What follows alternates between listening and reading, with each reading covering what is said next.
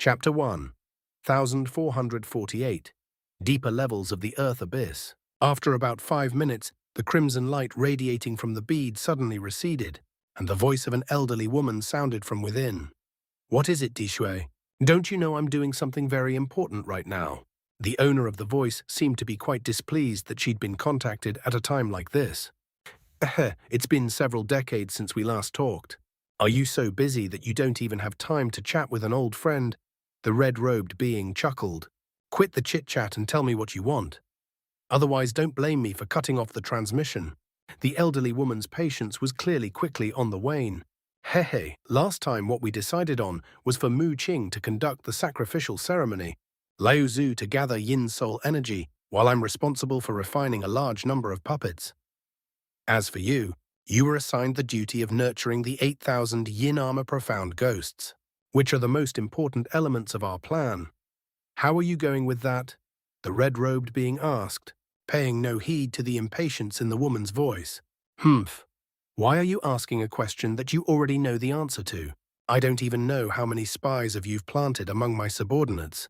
Are you telling me that you're unaware of what my progress is like? The elderly woman replied in a cold voice. Haha, it's not like you haven't done the same. Your subordinates often appear at the location where I'm refining my puppets as well. However, I want to hear you tell me about it in person this time. The red-robed being chuckled. All right, it's not like this is a well-kept secret anyway. The nurturing of the 8,000 yin armor profound ghosts is progressing quite smoothly. As long as Liu Zhu can supply sufficient yin soul energy, it's only a matter of time before I successfully nurture them. The only problem lies with the 8 yin armor ghost monarchs required to lead these ghosts. I can only successfully refine them if I can obtain the soul of a being with a powerful spiritual sense. Such premium soul materials are not that easy to find, the elderly woman said in an indifferent voice. Oh, how many of those ghost monarchs have you managed to refine? The red-robed being asked. Only 3 at the moment. The success rate is quite low, the elderly woman replied in a slightly awkward voice. That's why I've contacted you, fellow Taoist. I want to provide you with that premium soul material you're looking for. The red-robed being rubbed his hands together with glee. Since when did you develop an interest in yin souls? The elderly woman asked with a hint of surprise in her voice. I'm not you or Liu Zhu. I don't know much about ghostly beings. However, I just discovered a flying spirit race being who was able to detect a wisp of my spiritual sense that I injected into a mud puppet. Even though it was only a wisp of my spiritual sense, that's sufficient indication of just how powerful that man's soul is. It should be ideal for you to refine those ghostly monarchs of yours, the red-robed being said. Is it time for the flying spirit race's Earth Abyss trial again? For one of them to be able to detect your spiritual sense? Could it be that one of those old monsters came down in person? A hint of caution crept into the old woman's voice. Don't worry, it's just a little spirit general, so he won't be able to do anything. The red-robed being said in a nonchalant manner. If it's just a spirit general, then we should be fine. However, he must indeed possess quite a powerful soul to detect your spiritual sense. I'll be taking this gift then. What do you want in exchange? The elderly woman was clearly aware that this information wasn't going to be offered to her free of charge. I love dealing with smart yet straightforward people like you. It's very simple. 1 myriad year bloodfish will suffice as payment for the provision of detailed information on the target. If you want me to capture the target and deliver him to you in person, then that'll cost you 2 bloodfish. The red-robed being replied.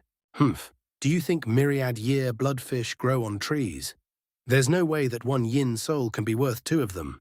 I don't have any spare time right now. Bring the soul to me and I'll give you a myriad-year bloodfish. Even then, it's a massive bargain for you. The elderly woman harumphed coldly. All right, 1 bloodfish it is then. I'll deliver the soul to you in 10 days.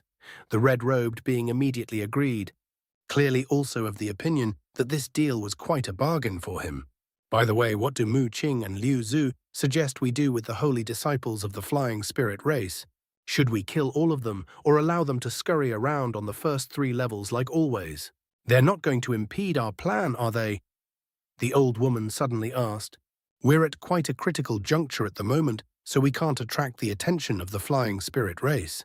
As long as they don't negatively affect us and don't enter any level below the 3rd one, Just let them do as they please. I'm sure Mu Qing and Liu Zhu think the same. The red-robed being immediately replied, "We'll do as you say then." After an indifferent reply, the old woman's voice abruptly cut off, and the crimson light radiating from the bead also disappeared. The red-robed being made a grabbing motion, and the bead instantly flew into his grasp before disappearing. Their group consists of a mere late spirit general and a couple of early spirit generals, so 3 early great spirit general bloodwood puppets should be more than enough. The red-robed being murmured to himself before rustling a sleeve. 3 crimson shadows flew out from within his sleeve before landing on the ground before him. Thus, 3 blurry crimson figures of different forms appeared in a half-knelt position. Brilliant crimson light erupted from the eyes of the red-robed being as 3 crimson threads that were barely detectable to the naked eye shot forth from his glabella, then disappeared into the 3 blurry crimson figures in a flash. The crimson figures immediately raised their heads, and at the same time, eerie green light appeared within their eyes. "Go and kill those 3 and bring their souls back to me," the red-robed being said in an emotionless voice as he pointed toward the copper mirror. Crimson light flashed, and the 3 puppets disappeared into a nearby wall as 3 streaks of crimson light. The red-robed being then lay back down in his chair and closed his eyes again as if everything he'd just done was completely inconsequential. Or, within a mysterious set of mountain ranges on the first level, there was a sacrificial altar that was over 1,000 feet tall, situated at the summit of a massive mountain that was enshrouded under grey yin-qi. There was a massive greyish-white eyeball that was around the size of a human head being offered on a platform on the altar, and the eye was completely bloodshot. Countless grey threads were erupting out of the eye's pupil before being absorbed by the nearby grey qi. At the foot of the altar, a mysterious tall and broad figure in a black cloak was standing motionlessly on the spot. On the 6th level of the earth abyss, within a massive palace that was enshrouded under green light, there was a beautiful woman with a head of snowy white hair and a set of pale facial features. She was standing beside a back pond that was over 1,000 feet in size while appraising everything taking place deep within the pond with a cold expression on her face. Beside her stood 2 women who appeared to be in their 20s. Both of them were also very pale, but one was quite petite with a sweet and adorable oval face, striking male onlookers with the urge to hold her in their arms, while the other woman had a lithe and graceful figure, but wore a frosty, forbidding expression. There were formations of different sizes set up all around the pond, and inky black runes were surging relentlessly from those formations into the pond. At the center of the pond, there were several blurry, pitch-black humanoid figures hovering motionlessly above the black water in the pond. Those black runes split up into several streams, disappearing into the suits of black armor being worn by these humanoid figures. However, these humanoid figures remained completely still, as if they were inanimate objects. The white-haired woman's brows furrowed slightly upon hearing this. "Use the infernal flames," the white-haired woman suddenly said in a cold manner, and despite her appearance, her voice was that of an elderly woman. She was none other than the woman who had been communicating with the red-robed being earlier. Yes. The 2 seductive women behind her immediately stepped forward, and following a flash of spiritual light, one of them produced a small black vial, while a black banana leaf fan appeared in the grasp of the other. Both of them raised their treasures in unison with solemn expressions on their faces. A strange cry erupted as a fireworm with black flames all over its body flew out from within the vial, then plunged headfirst into the pond. Black flames immediately erupted over the entire pond. Meanwhile, the petite woman waved her runed banana leaf fan through the air, seemingly with a lot of difficulty. A vast swath of black flames immediately surged forth from her fan before also plunging into the pond. The 2 flames seemed to share the same source, and they intertwined with one another. Both flames burned with increased ferocity in a synergistic relationship, enveloping all of the blurry humanoid figures hovering over the pond. The white-haired woman's expression remained unchanged upon seeing this, but a hint of anticipation had appeared in her eyes. At this moment, Han Li was flying through the 2nd level, and he was naturally unaware of the fact that he'd caught the interest of these fearsome beings. However, after that strange, bone-chilling sensation he'd experienced earlier, he had become a lot more cautious.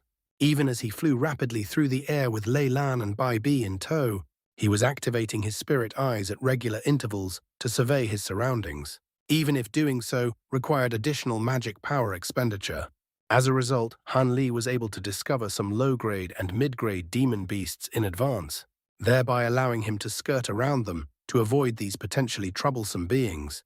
As for normal beasts, those were no longer able to survive on the second level, so they naturally didn't encounter any more of them.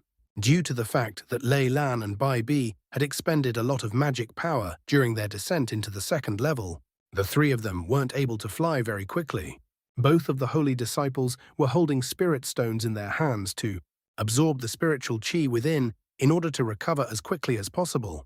Thus, they flew for an entire day without encountering any troubles. On the second day, Lei Lan and Bai Bi had completely recovered their magic power, yet there was still nothing happening. So Han Li decided to stop his frequent usage of his spirit eyes. The three of them sped onward and entered a set of dark green mountain ranges. During the afternoon of the second day, right after they had passed over a large mountain, a mishap finally occurred. Spiritual light suddenly flashed in the distant sky, following which a sharp cry rang out. A streak of green light then appeared before hurtling directly toward them. In the next instant, 3 balls of yellow light appeared behind the streak of green light in hot pursuit. Han Li and the others immediately tried to take evasive measures, but it was also already too late. As such, Han Li furrowed his brows and came to a slow halt. Chapter 1. 1449 Blitzkrieg Tactics. The streak of green light in the distance was a rhomboid treasure, and it covered a distance of hundreds of feet with each and every flash as it sped toward Han Li's trio. Meanwhile, there was a flying spirit race being within each ball of yellow light, and all of them had golden runes flashing over their bodies. They were currently pursuing the green treasure at an astonishing speed. This is bad. Those people are from the Yellow Wind race. They've been plotting against our Tianpeng race for a long time, just like the Qirong race. An alarmed expression appeared on Bai Bi's face as soon as he identified the beings within the balls of yellow light. A similar expression also appeared on Lei Lan's face. The Yellow Wind race. Han Li appraised those 3 flying spirit race beings with a contemplative look on his face. These 3 beings each possessed a pair of yellow wings with fur on their faces, as well as long furry tail attached trailing behind each of them. They appeared to be more like demon beast than humanoid beings. The one who was controlling the green treasure had clearly seen Han Li's trio as well, and she abruptly stopped before the 3 of them after a few flashes. The green light faded, and a beautiful woman with a pair of white wings and a small green horn on her head emerged from within the treasure. As soon as the woman appeared, she said in an urgent manner, "You 3 are from the Tianpeng race, right? I'm Qin Xiao of the Green Knight race. Our 2 races have forged an alliance agreement with one another, so please lend me your assistance." Before Han Li and the others had a chance to respond, the 3 Yellow Wind race beings had also caught up to them, and all of them also stopped at the sight of Han Li's trio. "This is a matter between our race and the Green Knight race, so you'd better not intervene. Otherwise, you'll only be bringing trouble to the Tianpeng race," one of the Yellow Wind race beings said in a cold voice, and the threat in his words was quite apparent. Qin Xiao's expression immediately paled upon hearing this, and she turned to Han Li's trio with a beseeching look in her beautiful eyes. Lei Lan knew that Han Li was oblivious to the agreement between the 2 races, so she explained in a low voice, "Our race does indeed have an alliance agreement with the Green Knight race, but the Yellow Wind race is no less powerful than the Qirong race, so we can't afford to mess with them. These 3 aren't the only Yellow Wind race holy disciples to have entered this trial." "Is that so?" Han Li glanced at Qin Xiao, then turned his attention toward the trio from the Yellow Wind race. 2 of these holy disciples were mid-spirit generals, while the other was a late spirit general, and all of them were looking at Han Li's trio with arrogant expressions on their faces. Han Li was just about to say something when spiritual light suddenly flashed in the distance once again.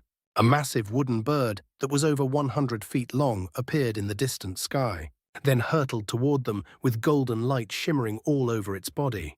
Han Li's trio faltered upon seeing this, yet before they had a chance to identify who was sitting on top of the wooden bird, expressions of elation had already appeared on the faces of the 3 Yellow Wind race beings. All of them quickly glanced at one another before springing into action in unison, splitting up rapidly to surround Qin Xiao and Han Li's trio between them. "What's the meaning of this?" Bai Bi asked in a cold voice as his expression darkened.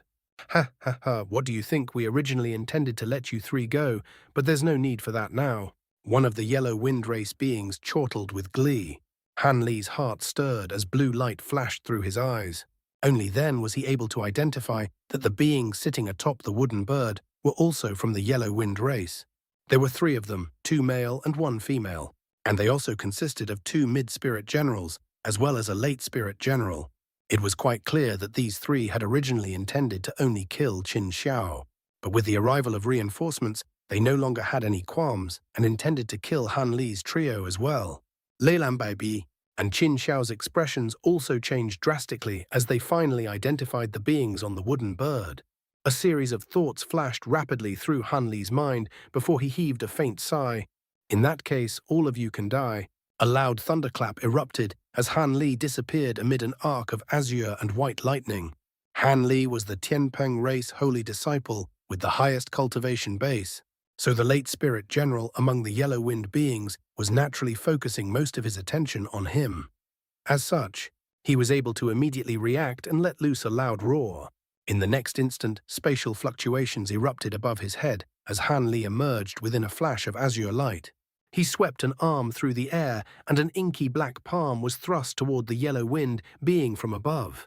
A small black mountain appeared within a swath of grey light, and it instantly swelled several times in size to over 100 feet tall, then came crashing down with ferocious might. The yellow wind beings were initially surprised that Han Li had chosen the most powerful being among their trio to attack, but a sinister smile then appeared on his face as he opened his mouth toward the small mountain up above. A burst of yellow light shot forth from within his mouth, sweeping directly toward the small mountain. At the same time, white light flashed from his hand, and he summoned a silver disc treasure. Just as he was about to unleash this treasure, a hint of wariness flashed through Han Li's eyes, and he let loose a cold harumph. The harumph wasn't very loud, but the yellow wind being felt as if an earth-shattering thunderclap had exploded right within his ear cavity. His face was immediately twisted with agony, and he stumbled back reflexively, almost dropping the treasure in his hand in the process. A vast swath of grey light erupted from the small black mountain, sweeping aside the oncoming burst of yellow light with ease, then crashing down upon the yellow wind being with crushing brutality. The poor yellow wind tribe holy disciple didn't even get a chance to unleash any of his abilities before he crushed to the ground by the small mountain. Han Li quickly made a hand seal, and the divine essence-fused mountain continued to expand at an alarming rate, transforming into a black mountain that was over 10,000 feet tall in an instant. The yellow wind being was a late deity transformation cultivator, just like Han Li, but his physical body wasn't much more powerful than that of an average human cultivator at the same cultivation base. As such, he had already been crushed into mincemeat by the divine essence-fused mountain. His soul had also been completely eradicated by the divine essence-fused light. It had only taken Han Li the span of a single breath to kill this late spirit general of the yellow wind race. The other two yellow wind beings, as well as Bai Bi Lei Lan and Qin Xiao, were all flabbergasted at this point. However, the other two yellow wind beings quickly came to their senses, and golden runes flashed on their bodies as they transformed into a pair of strange yellow birds that attempted to flee into the distance. Han Li raised an eyebrow upon seeing this before sweeping a sleeve through the air, sending an arc of azure lightning hurtling toward one of the birds. The bird's heart jolted with shock, yet just as it was about to evade, a pair of foot-long azure scissors emerged from within the arc of lightning. Following a loud thunderclap, the pair of scissors transformed into a pair of azure lightning worms that were each over 100 feet in length. The two worms flew forth in a crisscross formation, instantly slicing the bird apart, and the two halves of its lifeless body were sent plummeting down toward the ground. The other bird was petrified upon seeing this, and its soul almost leaped out of its mouth in horror. It abruptly changed directions, trying to fly toward the oncoming giant wooden bird. However, it had only managed to flap its wings once, before a male voice suddenly sounded from behind it.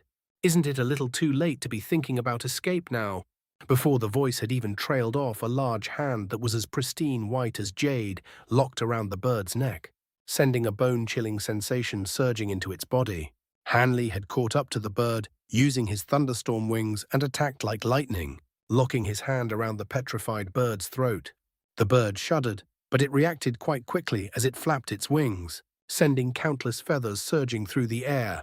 All of these feathers transformed into blades of wind that hurtled toward Han Li, and at the same time, the small feathers around its neck suddenly reared up with a metallic gleam, attempting to cut into Han Li's hand like a series of sharp blades. Black chi flashed and a suit of strange-looking armor appeared over Han Li's body. The wind blades struck the suit of armor amid the ear-splitting sound of metal grating on the metal, only to be repelled in the end. Meanwhile, the feathers around the bird's neck were unable to leave so much as a single scratch on Han Li's hand. Han Li chuckled coldly, and before the yellow wind being had a chance to unleash any further abilities, his 5 fingers clamped together with enormous force, crushing the bird's neck with ease. At the same time, 5 colored flames surged from his fingers in a frenzy, incinerating the bird to ashes in the blink of an eye. Having just slain those 3 yellow-winged beings in rapid succession, Han Li stood still on the spot and looked on at the approaching wooden bird with a frosty look in his eyes. The 3 yellow-winged beings sitting atop the wooden bird had naturally witnessed the process in which Han Li had slain their brethren, and all 3 of them had turned deathly pale. Back when Han Li had slain the first yellow wind being, the 3 of them had flown into a thunderous rage, spurring on their wooden bird with all their might, so they get to Han Li as quickly as possible and tear him apart with their bare hands. However, after witnessing Han Li killing the other 2 yellow-winged beings in what seemed like the blink of an eye, the rage in the hearts of the remaining 3 yellow-wind race holy disciples had been completely replaced by horror. At the sight of Han Li casting his gaze over to them, all 3 yellow-wind beings shuddered in unison. "Retreat. This man is unfathomably powerful. We're no match for him." The woman with the highest cultivation base among them ordered. The other 2 nodded emphatically as they turned the wooden bird around with all their might, before fleeing into the distance as a ball of piercing yellow light. Han Li furrowed his brows slightly upon seeing this, but he showed no intention of giving chase. Instead, he flapped his wings and flew over to another spot. There, the silver disc treasure of the first yellow wind being he'd slain was hovering in mid-air. Han Li rustled a sleeve, and a burst of azure light shot forth before sweeping the disc up into his sleeve. Following another loud thunderclap, Han Li reappeared beside Lei Lan and the others. At this moment, Lei Lan and the others were still yet to retrieve their jaws that had dropped to the ground, and they were staring blankly at Han Li, unable to muster up even a single word. With so many yellow-wind beings arriving on the scene, they had thought that this was most likely going to be where they died. However, Han Li had taken care of 3 of them in mere seconds, and frightened away the remaining 3 with his devastating display of power. And to think that Han Li was only a spirit general as well, this was utterly insane. "Let's go. It wouldn't be wise to stay here any longer," Han Li instructed in a calm voice. Bai Bi was the first to recover from his astonishment, and he hurriedly replied, "Yes, whatever you say, Brother Han." Chapter 1. 1450. Baleful Glacial Lands and the Myriad Vine Path. Bai Bi and Lei Lan had well and truly been won over by Han Li, and a hint of awe and veneration also appeared in Qin Xiao's eyes after her astonishment had subsided. However, Han Li's expression and demeanor remained completely unchanged as he waved a hand toward the 3 holy disciples, then continued onward in silence. The other 3 immediately followed along behind him as streaks of spiritual light. "Fellow Taoist Qin, I recall that the Green Knight race sent more than 1 holy disciple. Where are the other fellow Taoists?" Lei Lan asked. "Our race sent a total of 3 holy disciples, but we were attacked by several holy disciples from opposing branches after entering the 2nd level, and the other 2 have all perished. I originally intended to try and sneak into the 3rd level and perhaps obtain an infernal flame fruit by some miraculous stroke of luck. But I encountered those yellow wind beings along the way and was hunted all the way here." Qin Xiao replied with a bitter expression. "Oh, 6 yellow wind beings were deployed just to hunt you down?" Lei Lan asked with a meaningful look in her eyes. Qin Xiao hesitated momentarily before elaborating in a careful voice. "Perhaps it's because I'm carrying several treasures from our race." "I see." Lei Lan wanted to continue her line of questioning, but it didn't seem appropriate to do so. However, Bai Bi suddenly interjected for the yellow wind race to expend so much manpower. Could it be that you're carrying one of the three paramount treasures of your race? Qin Xiao's expression changed slightly, and she was silent for a moment before giving a resigned admission. I did indeed bring our race's chaotic flask with me. The chaotic flask? You mean the treasures capable of unleashing the power of chaos to combat enemies? Both Bai Bi and Lei Lan stirred upon hearing this. Indeed, without that treasure, a mere mid-spirit general like me wouldn't have been able to escape from the yellow wind beings for so long.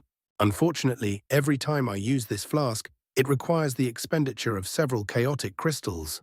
Even though I took all of the crystals our Green Knight race had, I've exhausted the entire supply by now. Qin Xiao sighed. Both Lei Lan and Bai Bi cast a glance toward Han Li upon hearing this. However, Han Li didn't turn back even once this entire time, as if he couldn't even hear their conversation. Seeing as Han Li was completely disinterested, Lei Lan and Bai Bi exchanged a glance before speaking no further on this matter. Instead, they began to discuss some other matters about the third level of the Earth Abyss with Qin Xiao. Qin Xiao heaved a massive internal sigh of relief upon seeing this. The Green Knight race and the Tianpeng race did indeed have an alliance agreement, but that was only a verbal agreement with no way to actually bind the two parties to the agreement. As such, with Han Li's insane abilities, she would be completely powerless to resist if he decided to take her treasures. On the contrary, if she could win over Han Li as an ally, she would be a lot safer here in the Earth Abyss. With that in mind, Qin Xiao showed no intention of leaving, instead choosing to chat with Lei Lan in an extremely friendly manner, trying her best to befriend the Tianpeng race holy disciple. Soon they were as close as sisters, and Bai Bi couldn't help but furrow his brows upon seeing this. 2 days later, the group finally emerged from the mountain ranges, having slain many waves of mid-grade and low-grade demon beasts along the way, only to emerge in a world of ice and snow. Thus, they were forced to slow down and carefully survey the scenes up ahead. There was a vast expanse of translucent black glaciers that extended for as far as the eyes could see, and countless black snowflakes were blown through the air amid gusts of frosty winds. Sharp cries could also be heard all around them, as if there were countless malicious ghosts wandering within the depths of these glacial lands.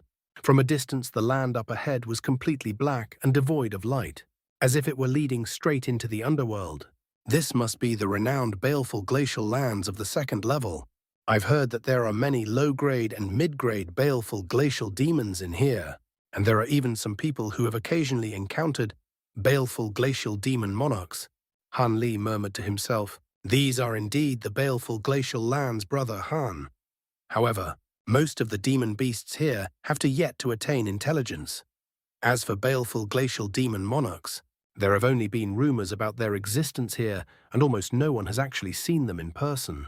Qin Xiao immediately replied, "This place looks quite treacherous, but with our powers, it shouldn't be much of an issue for us to pass through it." Bai Bi said with a confident smile. Han Li nodded before spreading his wings as he said, "Theoretically, this place isn't very dangerous, but the Earth Abyss beast torrent is imminent, so it's best to be more careful. All right, let's go in." He sped to around twice his original speed, disappearing into the world of black ice and snow in just a few flashes. Lei Lan and the others glanced at one another before quickly following suit. From a distance, one could see streaks of spiritual light flashing through the air, but those streaks of light quickly disappeared into the darkness. A rhinoceros-like demon beast that was over 100 feet tall crashed heavily to the ground amid a resounding boom, causing the nearby ground to tremor with its enormous weight. Brilliant red light flashed, and several tens of red threads shot forth from within the rhinoceros's body before disappearing into the body of a humanoid figure in the air that was radiating red light.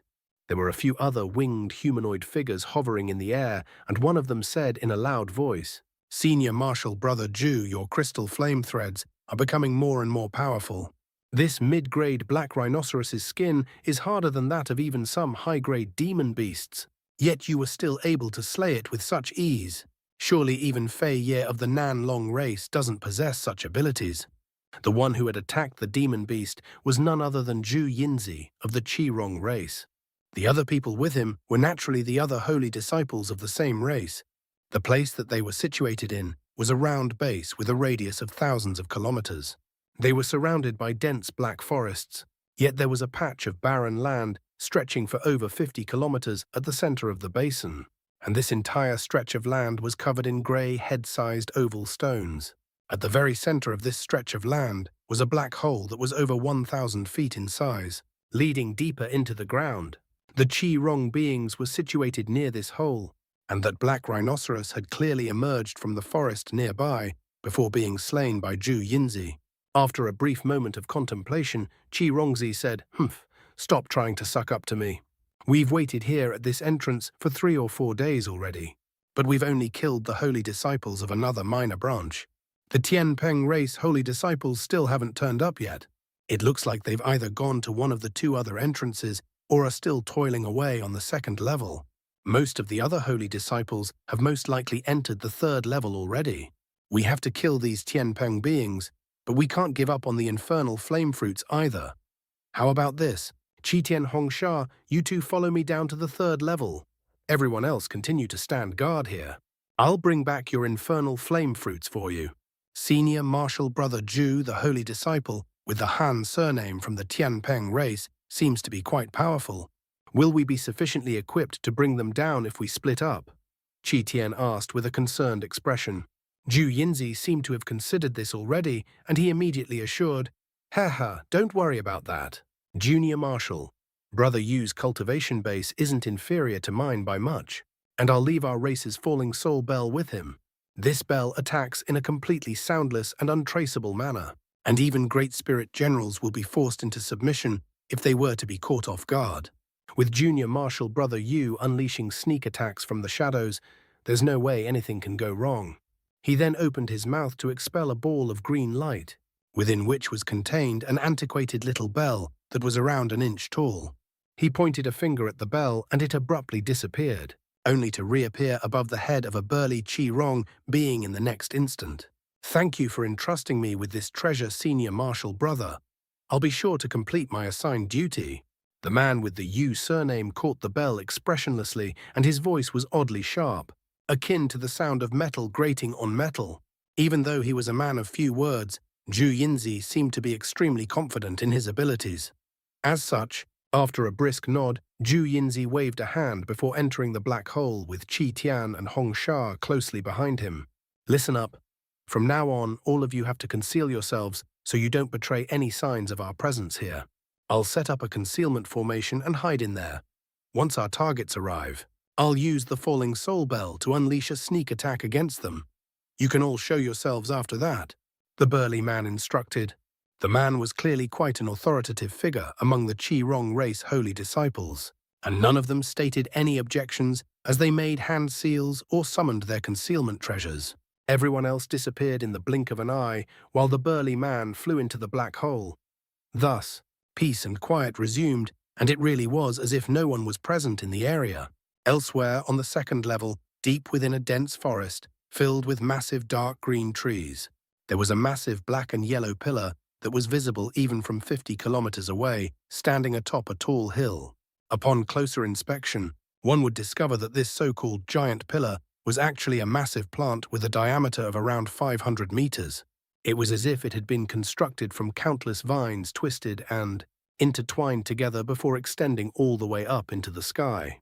There was not even a single blade of grass growing within a radius of several tens of kilometers around this plant, as if it was situated in a barren desert. At this moment, there was a series of explosions erupting amid flashes of spiritual light of different colors at the foot of the plant. There were flying spirit race beings here, and they had been trapped at low altitudes nearby by tens of thousands of golden moths. There were 2 groups of flying spirit race beings here. One of them had a dozen or so members in each group, consisting of both male and female beings. However, all of them had black tattoos on their faces. Meanwhile, the other group consisted of only 4 members, but all 4 were remarkably tall and broad men with a massive blade strapped to each of their backs. The fist-sized moths flying around them were all of a shimmering golden hue. None of them approached the flying spirit race beings. They merely flapped their wings from afar to send waves of rainbow moth powder that sweeping toward them, cutting off all avenues for escape. The moth powder appeared to be quite mundane, but the 2 groups of flying spirit race beings didn't dare to let so. much as a single speck of powder, come into contact with their bodies. All of them were unleashing secret techniques and treasures in rapid succession to protect themselves.